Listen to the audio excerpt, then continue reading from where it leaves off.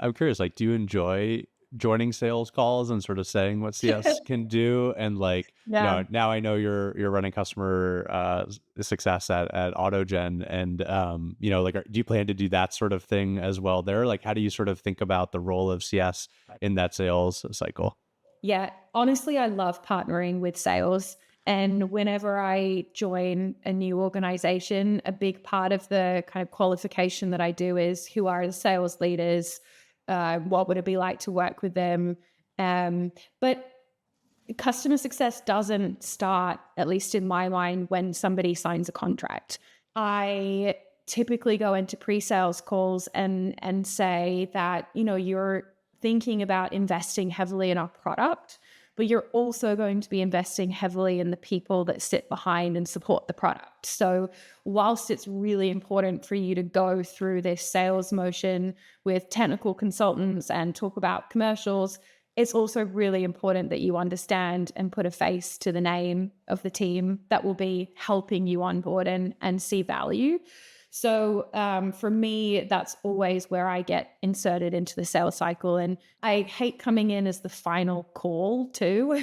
My preference is to come in sort of midway through once they've done the technical validation. We know that we have a product that can support them, and then to be able to kind of share a bit more about customer success. Typically, with the customer success organizations that I create, I also do really see us as a core differentiator to other players in the market. So getting that across in the sales cycle is really important. And you want to make sure that there's kind of a continuation of relationship, understanding from sales to post sales. So getting CS involved in the sale itself is just critical to ensuring a crossover. So yeah, if you can't tell, I love getting involved. I will happily join any sales call provided we've done the technical validation. And it's a big part of the enablement that I do with my team. And also the initiatives that we run is how do we collaborate with sales? Do you take it as far as almost like requiring a CSM join a sales call before the deal can actually close? Like, I'm curious how you think about the sales to CX handoff, which is like notorious in SaaS that it always Yeah. goes poorly. And I think when it goes poorly, it's like, oh, here's your notes, go deal with the new customer. But it Yep. sounds like just by getting earlier involved, you can solve a lot of those problems. So do you mandate that, or are there times where you're still like just reading the notes in Salesforce and got to figure it out? Like, how do you think about that kind of that handoff? Yeah. So in an ideal world, yes, you'd get CS involved in every qualified sales deal that you think has a high likelihood to close. The reality is that if we did that, though, that would just be our job, right?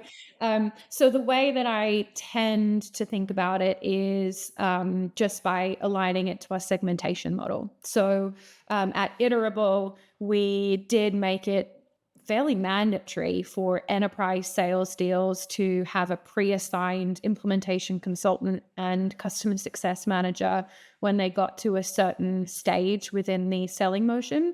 And when they got to that stage, it would fire off a notice to have those assignments made. And then we had an internal catch up between sales and the post sales team. And that then culminated in typically a CS selling milestone where we would support or lead a customer success call with the prospect. So yeah, I mean, in a long way to answer your question, we made it mandatory for enterprise. And then we gave sales reps the option to request somebody from customer success join a pre-sales call for mid-market.